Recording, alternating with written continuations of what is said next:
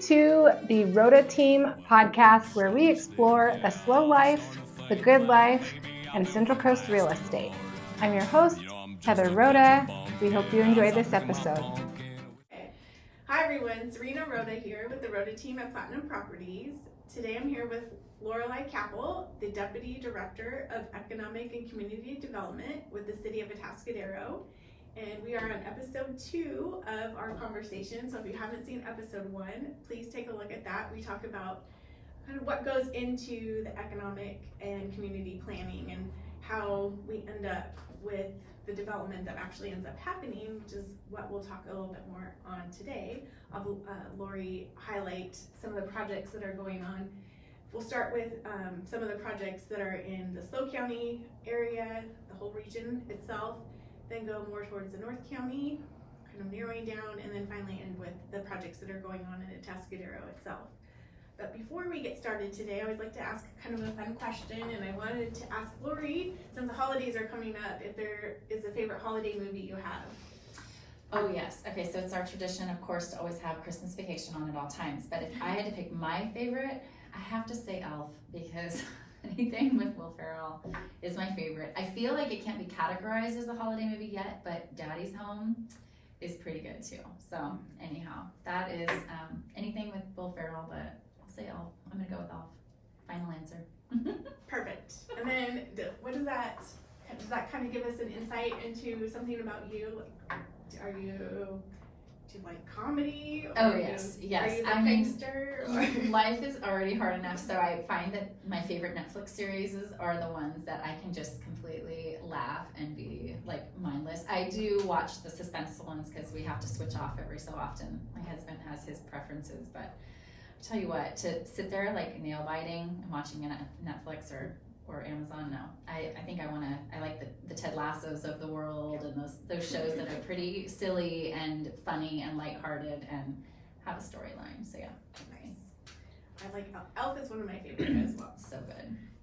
Like you said, you can't really go wrong with Will Ferrell. I know, he's just so funny. So then next we'll kind of come back into our topic for the day. I'll have you go ahead and maybe start with some of the projects that are going on in the SLO region and tell us a little bit about what's happening there. Sure. So regionally, we've kind of been grouped in with Santa Barbara and San Luis Obispo County. So even beyond that, right now there's a big push to look an organization called REACH, which is a Regional Economic Development Action Team. They are looking at Vandenberg Air Force Base and Diablo, to think about the long-range planning of those spaces and how we can leverage those as assets to attract business and head of household jobs. Their goal is to kind of bring living wage jobs to the area. I think it's 15,000 by the year 2030.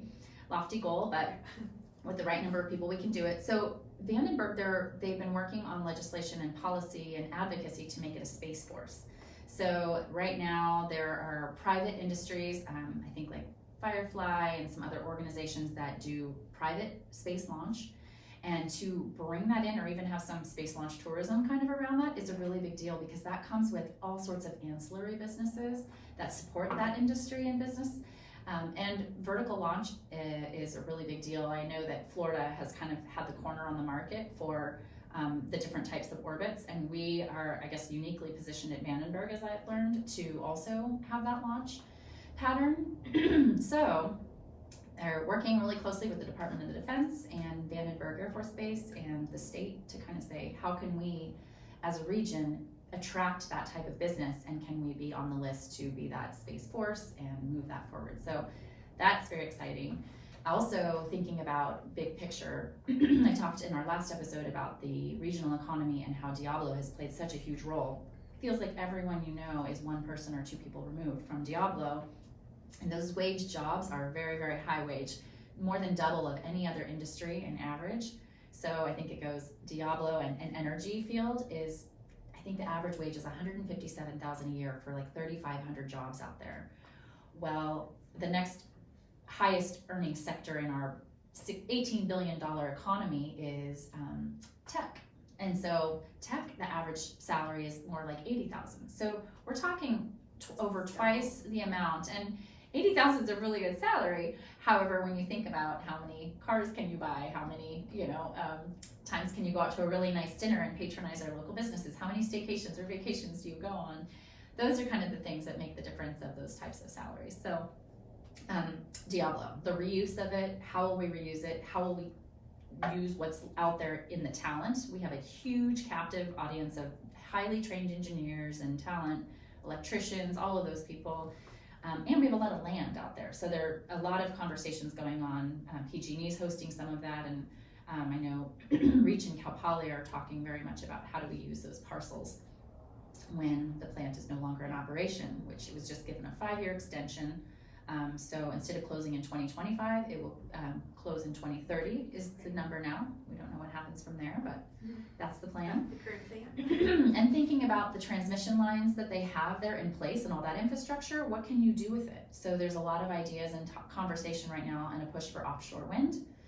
There's some call areas that are going out to auction by the state. I think it is the BOEM is the acronym, and Department of Defense. They're all working together. Bureau of Ocean Energy Management and Department of Defense are looking at what are the areas that generate enough wind to be good call areas for these new offshore wind fields, and where would those go? And there's a couple just kind of in the Central Coast area. So that could be a huge industry if everything goes as planned.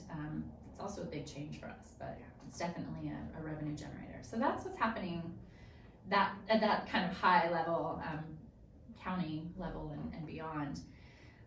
So yeah, I think that's kind of the big pieces I would talk about, but really just growing jobs that are head of household, high wage jobs in ag and tech.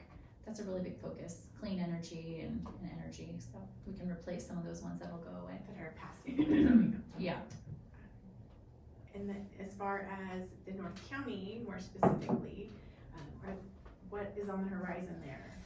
Yes, so North County is, I see it objectively, even though I'm a resident and I seem partial, it really has a huge opportunity for economic development in the sense that we have a lot of flat land up in Paso. We have a lot of high earning people in the North County that may be ready to start their business, grow their business. A lot of housing is being built in the North County more so than elsewhere. I know SLO is confined, and South County has some challenges too with water and other things, but right now Paso is looking at doing what is called an air and spaceport. So kind of building off of what's happening regionally down at Vandenberg, Paso Robles has a concept plan in for the Paso Air and Spaceport. It is going through the process of getting an FAA license. They're looking at the infrastructure to see what can we do out here with our runway to use it to do horizontal, not vertical rocket launch for CubeSats, which are satellites that are very small that are going up, that are kind of powering everything we're doing these days. So it's a really interesting idea, but when you look at the size of the planes, they're not space shuttles. They're about as tall as a 6-foot person with their arms, wide out, and they actually can take off horizontally, go up into outer orbit, drop off their satellite and cargo, and come right back and land. I think they're looking at maybe one delivery a month at this point is what they're doing, but they're filing for the FAA license right now, going through that process.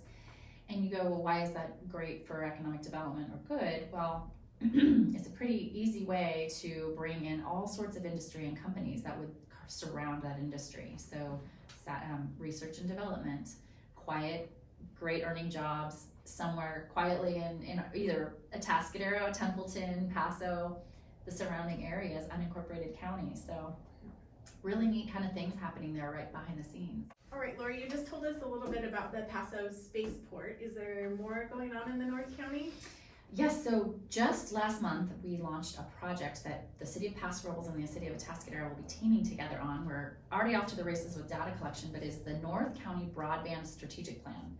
Broadband doesn't mean a lot to like the everyday person, but it really is high-speed internet fiber. And it's not just the copper wire that is currently powering some of our high speeds, it's glass fiber that is under the ground. It can be aerial too, but that is what companies that are high-tech rely on for redundancy, resiliency, no interruption, high speeds, and at home you need that to have 2 people on Zoom working remotely while your kids are on Google, Meets with your teachers. So it's really interesting, but we do need it. We are underserved in North County, and so our communities have come together to look at what are our deficiencies and where are they? How do we serve everybody, businesses, community members alike, and despite your income level? And what do you need for everyone to be fully served? Who are our partners in that? Who are our existing providers? Who else can come to the area to fill in some of the gaps? Who are the anchor institutions like schools and libraries that can help us and be part of this plan? So that's really exciting, and we're co-project managing it, so it's very exciting. Yeah, it's exciting to work with another city across boundaries. It's not something that we've done often, but it's going to be great for all of our residents. And our mayors were really big on spearheading this and putting us together and saying, this is what we want, you guys go do it, and the council members all backed it, and off we went. So we're just getting started, and it's about a 22-week project, so early next year, probably in February, March, we will have strategic planning. Will be engaging people throughout the community. We have a forum on the 14th of November at Paso and the 16th of November in Atascadero. So check your city council and flyer information for that. We're really excited to bring the community in and talk about what are your current speeds. Please join our speed test, and that will give us real data points throughout the community if you can take those from home. So it's kind of a big deal. Yeah. And then as far as anything else going on in the North County specifically, or?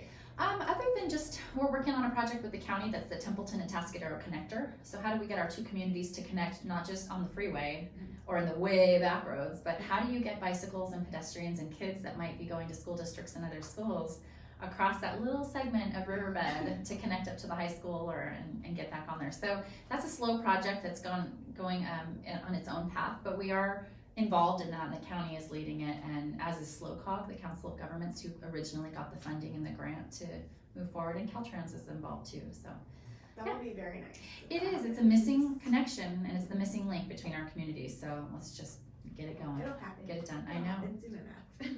Yeah. And then once we do get to Atascadero, maybe let's start on the north end of Atascadero, and then just I know there's a lot going on throughout the community of Atascadero, at least as far as future planning.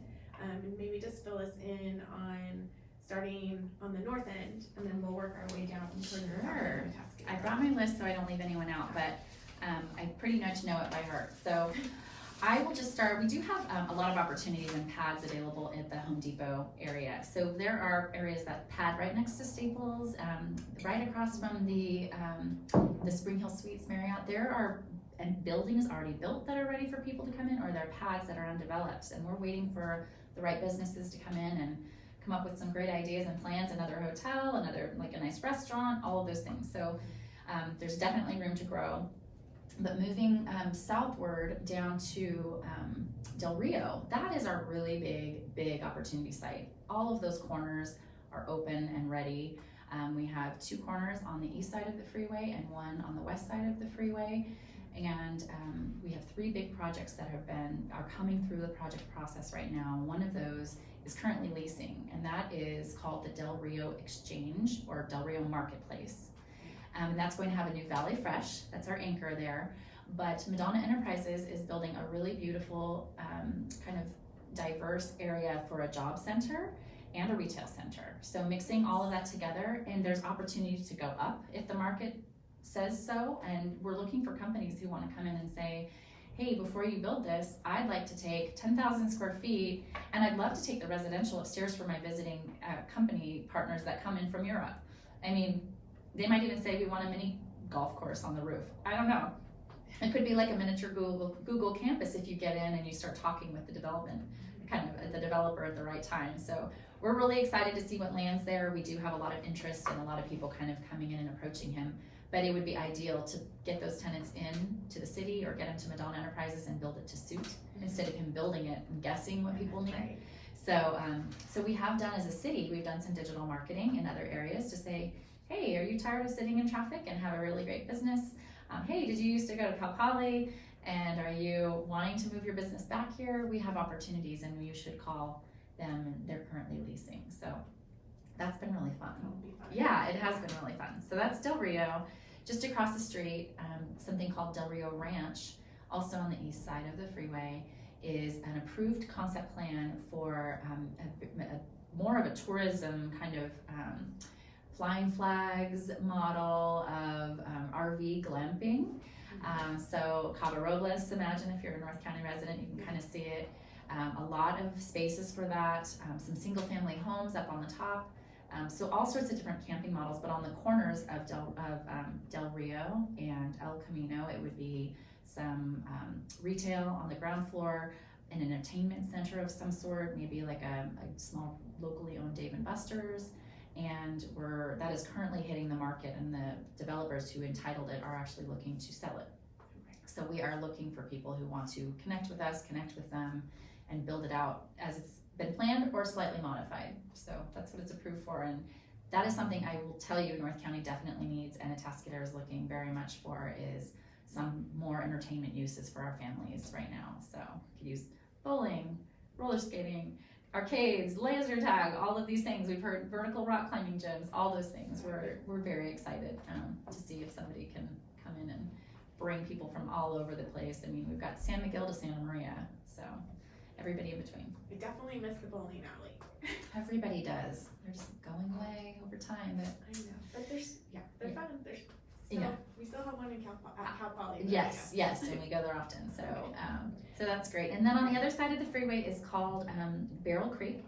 It is a little bit more of, they will have a hotel is kind of planned with that, and some residential, but it was actually a retail kind of flex mixed use center that would be more light industrial, maybe a little bit like Tin City in that regard, with some more flexible use that you can use for light manufacturing or something that is compatible with those other uses. But looking for breweries, looking for the cheesemaker, or looking for someone who likes to work with leather, or some of those other craftsman uses, because I feel like Atascadero has a really intelligent, crafty population that is just right there in front of our eyes or right under our noses, and they need more space to do what they do. And so maker spaces. So, fun.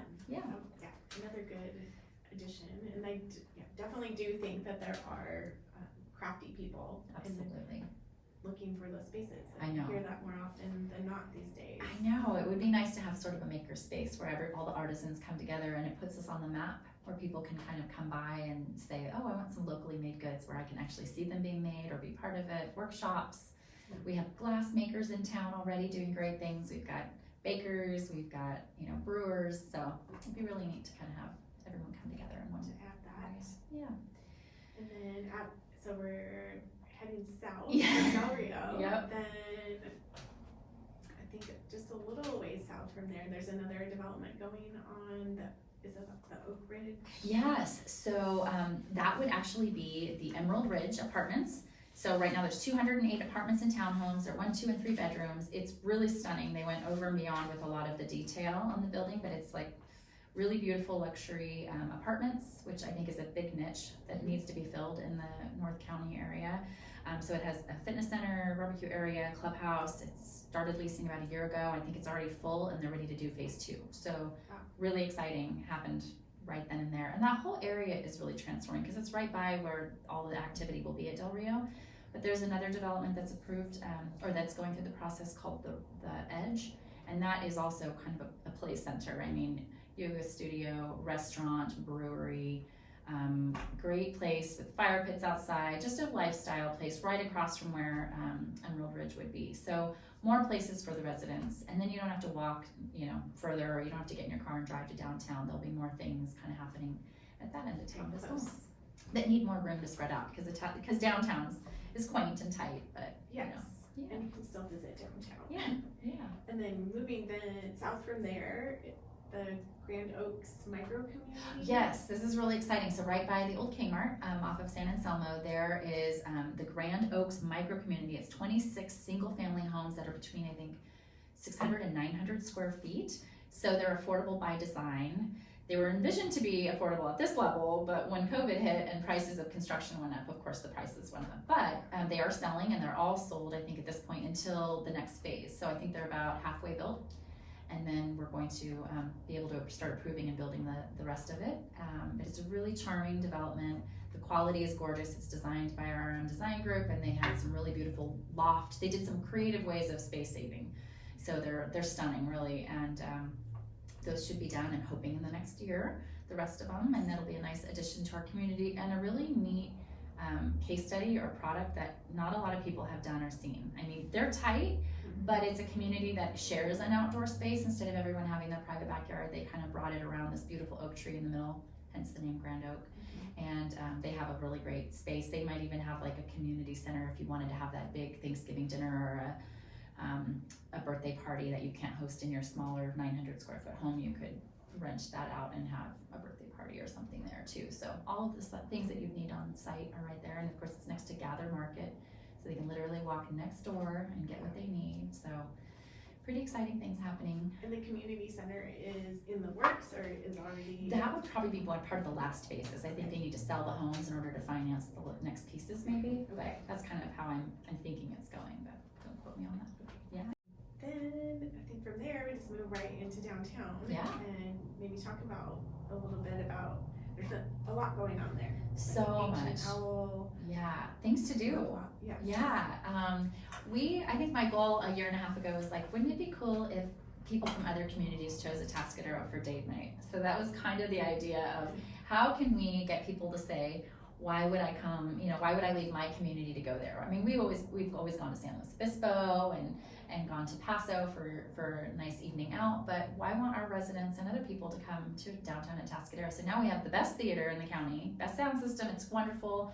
Colony Cinemas is operating and great, and that's going well, but we also now have Ancient Owl Beer Garden, so the shipping container funky place right on El Camino, across from Entrada downtown, has just completely gone off, and they are doing such a great job of getting in the press, as being known as one of the best places to go buy craft beers. So they're getting they were featured like in a worldwide magazine, a really great place to stop, along with Vancouver, Canada, and I think it was Rio de Janeiro or something funny like that. So that was kind of really exciting for them. List to be on. Yeah, I like to follow their Instagram feed and see where they've been quoted lately. But we also have all these craft breweries. I mean, we have Tent City, we have a distillery downtown, Central Coast Distillery. We have Wildfields. I know I'm leaving people out, and that makes me not feel good. We've got Poison Apple downtown. We've got 2 new wine bars downtown, but not just those kind of things. We're getting new restaurants, and that's really what draws people and makes people stay. Cielo Restaurant has just opened up at the new La Plaza building, that gorgeous 3-story building across from City Hall, and they are filling up with tenants very quickly. Their residential is full, but some of them are short term and some of them are longer term, I understand. But the restaurant and the clothing shops that are opening there are really transforming our downtown and giving people a reason to park once and shop for an afternoon, Yes. which is new because that's what you want when you want people to just come to your downtown. Our Sunken Gardens is still sleepy and it feels very passive and peaceful, but we have Entrada, which has all sorts of exciting businesses. We've got El Camino now, and we're doing a beautiful city project that's about a $12 million project that's going to go from the movie theater or the old Denny's all the way down to Rosario, which is where our police station is. And we're going to have, down the center median of the street, we're going to have about 150 parking spaces, give or take, with trees, planters, beautiful crosswalks, lighting. It's going to completely transform the atmosphere and really nice paving patterns. So it'll feel a lot more like a downtown instead of what our El Camino used to be, which was our highway. Yeah. So bringing it down, making it slower for the people, and more of an ambiance for an evening out or a night out. But it's going to give more parking to the area. It'll relieve some of the parking from our growing pains from our newest development. But I couldn't be more excited, and people are really attracted to the downtown and are calling more and more and more for new places to lease. And I love that. It's my favorite thing to do is to say, oh yeah, hold on, I know exactly who you can call. So That's very exciting. yeah. And definitely the sound and look of the center medians with the enhancement of the trees, and that'll bring just a totally different feel to that area as well. Absolutely. Yeah, it'll be a great place. You can use it as a shared space for festivals. We have our beautiful Sunken Gardens, but instead of having our cruise night, we could have it just be the car show the next day where we close it down and have an alternate route by City Hall where people can get through, but you could use it where people can go in and like look at the cars and, not just have them cruising by, or maybe it's just an entire downtown, market from, whatever that looks like. But I've seen people do amazing things in other communities like Lancaster, Pacific Grove up in the Bay Area, and I think Carlsbad has another one of those Robles kind of type streets, that's what they call it. So, yeah, and even an example of Pismo, but they just have parking, not all the amenities, so yeah.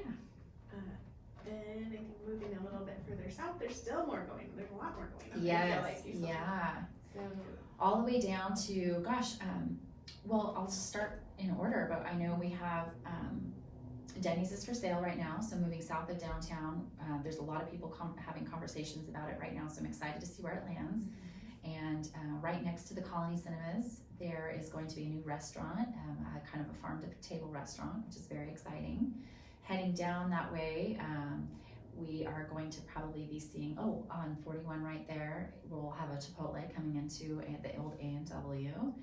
Some new developments springing up, and all these vacant spaces along Highway 41 are selling pretty quickly, and the plans are just starting to come in for like new doctor's office centers and medical centers, which is really important for us because it's bringing those great jobs and it's services that our community members, especially in a Central Coast with an aging population, we do need a lot more of that medical use. So very exciting.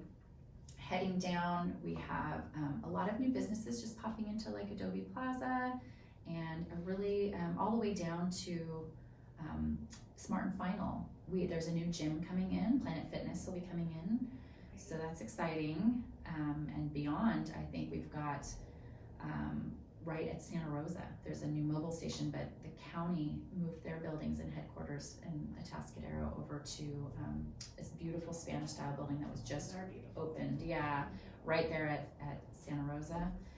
So exciting things, and of course the last stop at the end is Dove Creek Commercial. They are selling that property now. They've entitled it kind of and had some concept plans for some neighborhood commercial and some residential, maybe mixed use. But it is one of our most important key gateways into the community, coming from the south to the north, where it's kind of a food desert. I mean, if you are in Santa Margarita all the way up to Santa Rosa or Food for Less, there are a couple restaurants, but there's not a lot of opportunities for you to go to a little market or go get your hair cut or go grab a coffee or have a sandwich made. And there's a captive audience every weekend of people at Paloma Park for kids' soccer games.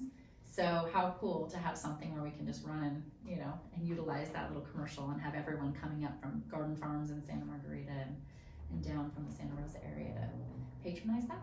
So, and the residents all around there can walk to it.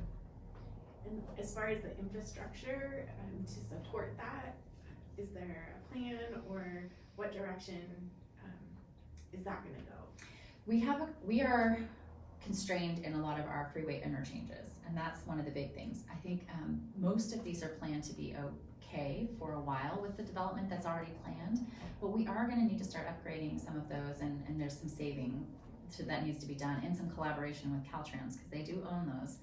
So for example, I know Del Rio and San Anselmo, if more things start to happen beyond what's there and more infill comes in, we're going to need to upgrade those, and that's a pretty hefty number. And more importantly, wastewater treatment. That's a big deal for us. And when we're looking at our general plan that I mentioned in episode 1, where what are we going to be as a city in 20 years and how are we going to make it all work? If we have all of the development kind of filling in slowly as it's planned to get us to our build out population of what I think it could be 33,000, right now we're at 31. How are we going to support more people on the sewer system? So we will have to do an expansion to the wastewater treatment plant. And our city public works team is amazing. They're always looking for grants and ways they can fund that. That's what some of the development impact fees pay for, even though they may seem high, they go for a really good purpose, and so everything works. That's what we need to make it all happen. And of course, I already pounded this in, but fiber, we need high-speed internet. It's becoming a human right instead of just an amenity. I mean, It really is. It's a necessity. Yeah, it's like water and electricity now. I mean, if you have a wireless device, or you have the ability to do your homework on a Chromebook if you're in school, which is most students in our district now, you need to have either a wireless hotspot or you need to have some fiber to make sure that you can get Wi-Fi and complete your homework. And a lot of us are still using Zoom for one thing or another, even telemedicine. Yeah. So if you're not working from home, you might be doing telemedicine from home and need that as you age in place. So fiber, all of those good things. We're gonna need it. Keep it all covered. Yeah. Well, it sounds like that there's just so much going on in the North County, and really exciting for Atascadero and all the growth that's planned for the city there. Is there a vision that I'm going to ask you, Yeah. what you envision the region looking like in 20 years from now? Specific industries, or I know that in conversation we talked about how the workforce, you said right now is going to be totally different in 20 years. And you kind of highlighted some of those things and the developments that are going on. Yeah, okay, that's a great question. I love it. So I would say visibly, we may not look a lot different. Density isn't something that happens here necessarily overnight. I think we have a cap on how many people we can support. But I think there will be more infill in the places that are underutilized, and that's great. Revitalization is wonderful. When buildings are aging and falling down, it's an opportunity to do something great. But I think to provide homes for some of the people, it will be allowing a second unit on your property, splitting lots. The state has already mandated through their SB 9 laws that they need to, people, if they're within an area that can handle it, maybe it's either fire access or septic and sewer, if they can handle it, we should be allowed to put a second unit on a property if it meets the city's requirements. So I do feel like there will be more density, but not from when you're driving by as a community member, or that you would really feel the tension. There will be more people, obviously, because California is growing and we all have to kind of meet our fair share that's handed down by the state, which is called ARENA, Regional Housing Needs Assessment. We are actually told by the state how many houses we have to build in our county, and our county has to build 10,000 before the year 2028. So we are meeting, all of the cities are working hard to come up with a plan for how to do that. So yes, it will be a little bit more dense. I don't think it will be in a skyscraper way. I think it will be in a spread out. But I think that what I would see in 20 years is obviously very different jobs. I think there will be higher wage jobs where people who do go to Cal Poly and graduate with a master's degree or a bachelor's degree or even a high school degree and want to start a business, they will have the space to do that, and they'll be able to stay here is the hopes. The housing affordability is always going to be a challenge, but hopefully with more that will alleviate some of that, more inventory. I also don't think it will look a lot different when you're driving down the freeway. You see oak-studded hills, and that's really all you'll ever see. Yes, there are areas that are gonna look a little different, like the farmland over in San Luis Obispo that is currently by Los Osos Valley Road that will now be San Luis Ranch. I mean, people would say, I really want that to stay a farm. Well, they're doing their best to preserve that ag land and still provide homes for their workforce. But you'll see some of that, but the buffers between our communities, as I mentioned earlier, aren't gonna change. They're very defined by a cuesta grade, by a creek between Atascadero and Templeton, by, there's a lot of things. There's hills, there's mountains, there's oak trees. I think it'll still feel very private and rural, and we'll still have a lot of open spaces. We hope we just develop in a more compact way, and eventually we can attract the jobs to our community, specifically Atascadero, that will make our city whole. Because right now we are still residential heavy, and we need more businesses to balance this, to scale financially even, because it costs money to serve with police and fire and sewer, all of our residents. So by bringing that tax revenue up, we can actually say, yes, we can actually maintain those extra baseball fields that your kids want to play on. Right now we have this many, but if we're gonna tip the scale for it, but we're gonna need more as we have more residents. So we gotta keep that balance in check. So yeah. Balancing act. It is. It's like playing Sim City, but for real. Yeah. And if you fail, it's really bad. So you don't want to fail. You got to do a great job, and our city managers are doing an amazing job. So Yes, they seem to be doing great.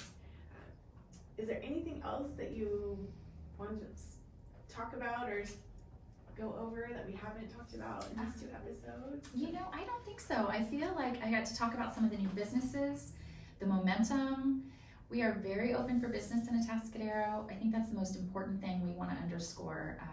When we say we're business friendly, we don't want to, it's not lip service. The council has been very business friendly and economic development friendly for years.